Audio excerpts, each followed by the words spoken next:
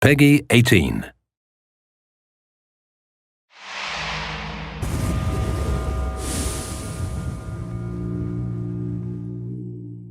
Oh, check these 4 puddles.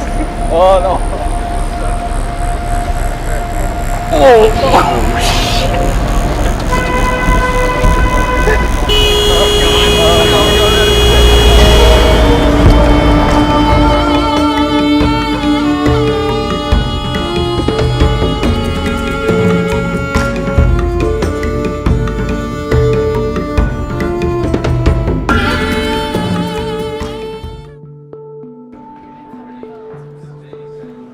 Ubisoft had a clear and lofty goal in mind as they built Far Cry 4, create the most authentic gaming experience ever. The dedicated developers in Montreal were step 1. Immersion in the game's inspiration, the Himalayas, was step 2. It was imperative to see the people, places, and things that would help bring this game to life.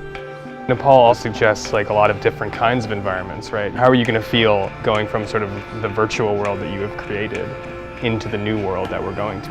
In my head I have this Wikipedia idea of what Nepal is. I've been reading about what makes it the way it is right now, what's been happening over the last 10 years, the last 1,000 years.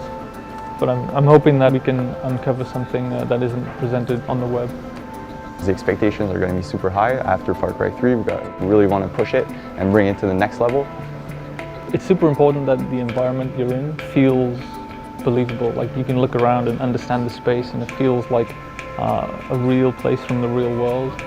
So being able to go to some of those locations is super interesting, super useful, just to see how the ground crunches under your feet and just the tiny little textures like that. And we can try and bring that extra level of authenticity to it.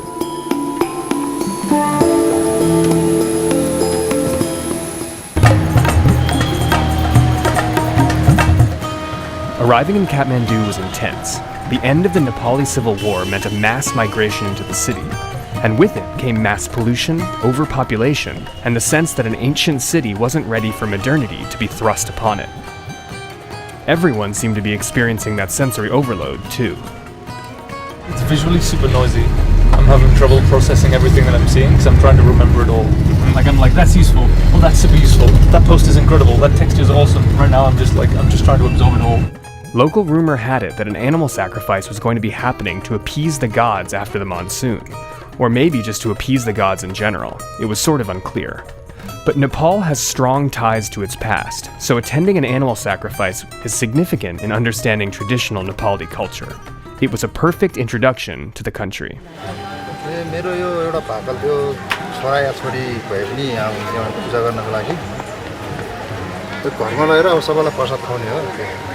So we've made it to Dakshina Kali Temple, where the goddess Kali asks for blood sacrifice from her devotees. That face is the face only a Kali could love.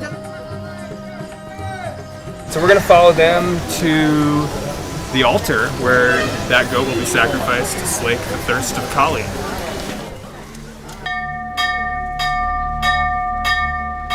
It was certainly a normal cultural moment, but for a second, everything got pretty quiet.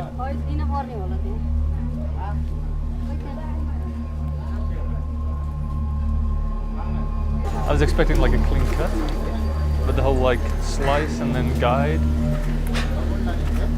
It's been super interesting to get this close to the source material. It's the kind of experience that we can never normally get, and I haven't had working on the game before. I didn't realize the significance of bells, especially around temples and places of worship. In my head before I went, I had this very stereotypical kind of soundscape of what a place of worship sounded like. I think what we'll end up with is something that's less like a stock movie soundtrack kind of vibe, and we'll capture something that's much more realistic. After a brief foray into animal sacrifice, a small plane was taken to Pokhara, a town famous for both being a gateway to the Himalayan highlands and the home base for Nepal's legendary fighting Gurkha.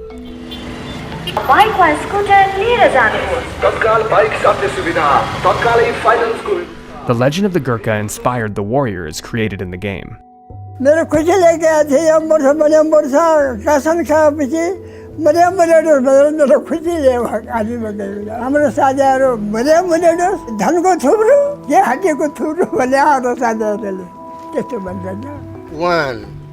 young Gurkhas in training gave a sense of what the challenges and motivations were to join one of the world's most elite fighting forces.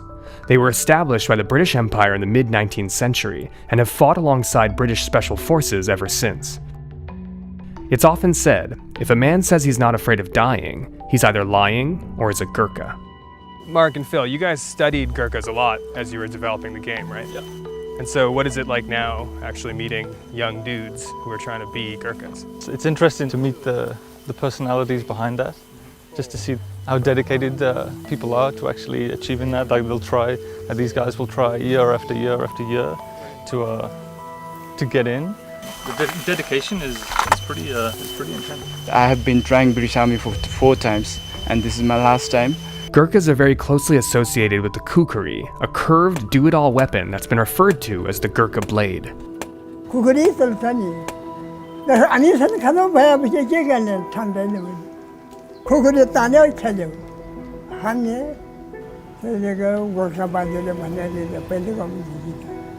Just a few years ago, a retired Gurkha successfully fought off 40 thieves who had hijacked a train, killing 3 of them and seriously injuring 8 others, with just a kukri. It's also the primary blade used in Far Cry 4. We will die for Gorkha, sir, if we are selected for British Army, Gorkha.